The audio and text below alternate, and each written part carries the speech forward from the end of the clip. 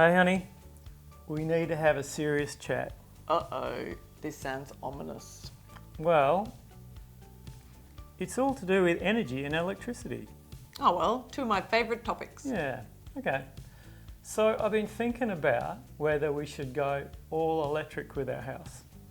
Well, we did just put some batteries in and some solar panels. Mm-hmm. How did that go again? We've got 7.5 on the roof. Yep.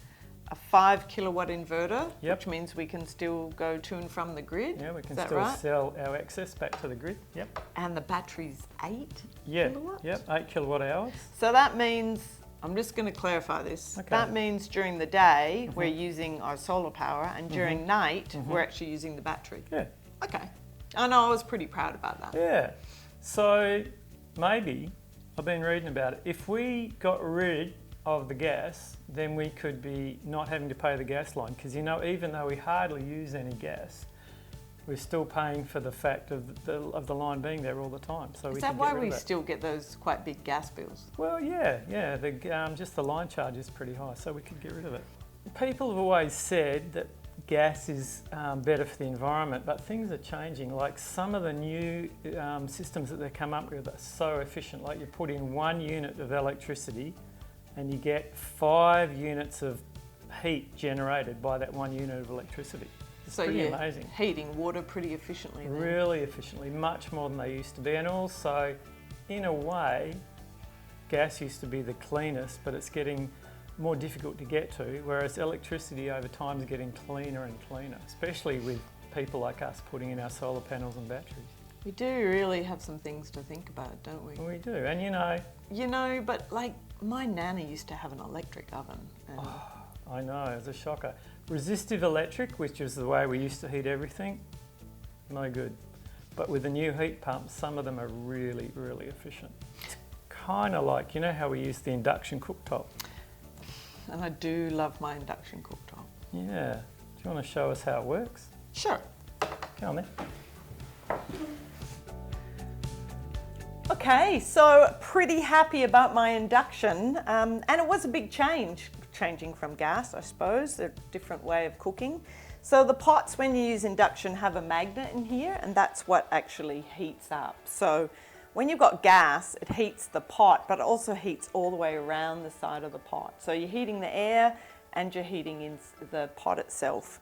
Whereas with induction, it's very specific. I can touch all the way around the pot and it's quite cool and all the heat's coming in. So there's no wasted heat, so there's no wasted energy. And you know what? The wasted heat in cooking goes out into your house, and so in summertime I find this so much better because I'm not actually heating the whole of the air up around everything. It's pretty efficient though. Like if I whack it onto 9, which I'm not going to do, but if I whack it onto 9, I can actually boil water faster than I can with a kettle. Yeah, right. It's pretty amazing. All right, Master Chef, let's have some spag bol. All right, we've got some leftovers here from last night. We'll just heat them up.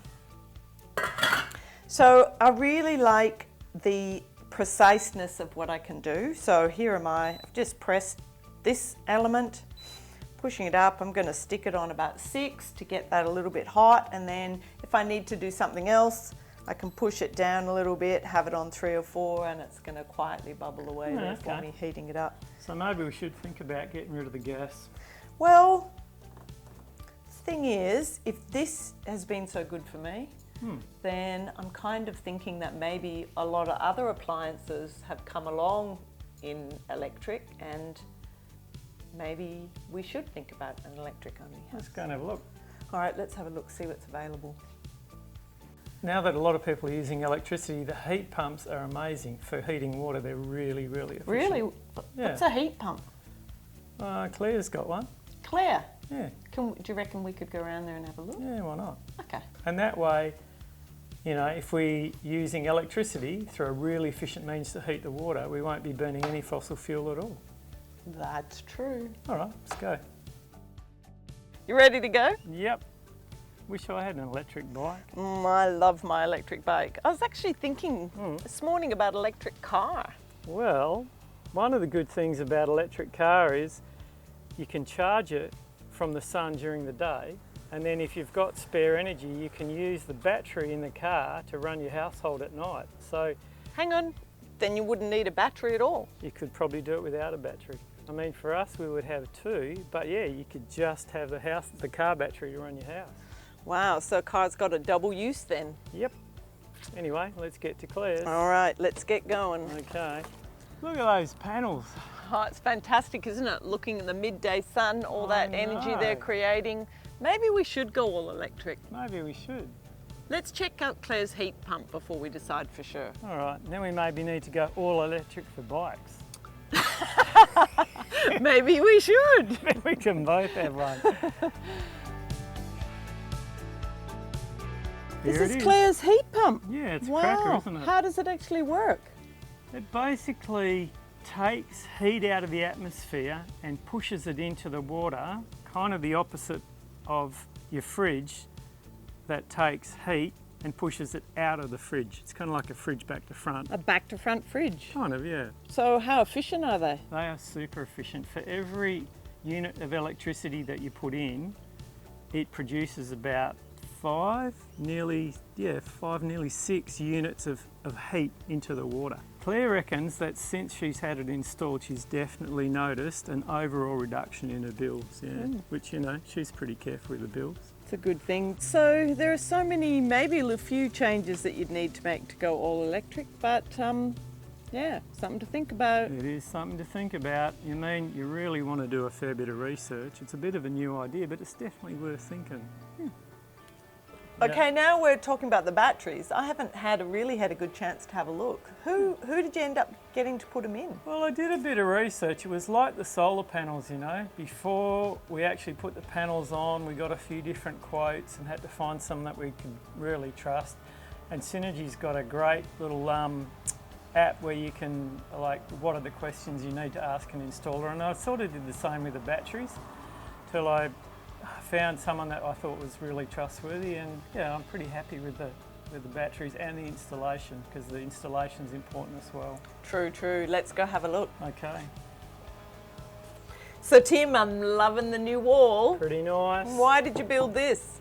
Well, I needed a wall here to hang the batteries on, and then opposite the batteries is the inverter, and they're kind of on either side of the switchboard, and we had to have the switchboard upgraded as well, but I wanted to make it a little bit protected from the weather.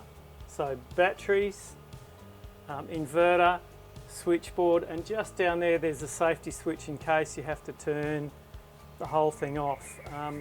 But one of the good things about this system, it can actually be isolated from the grid, so if the grid goes down, we can still have battery backup.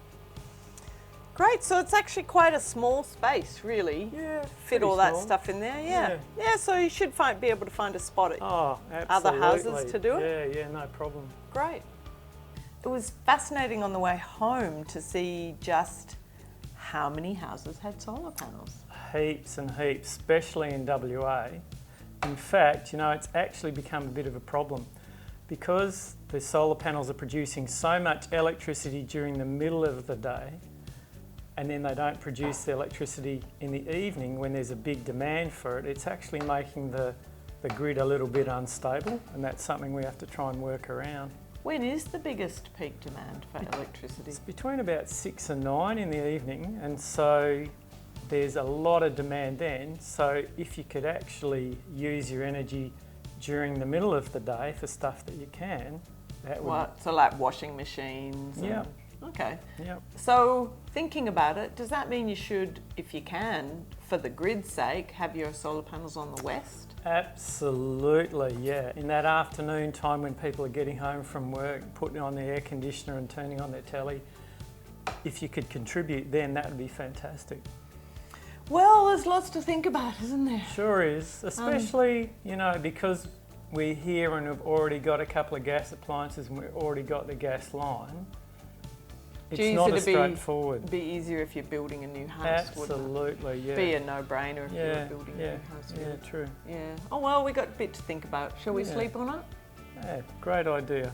Always a good idea to sleep on it before you make a big decision.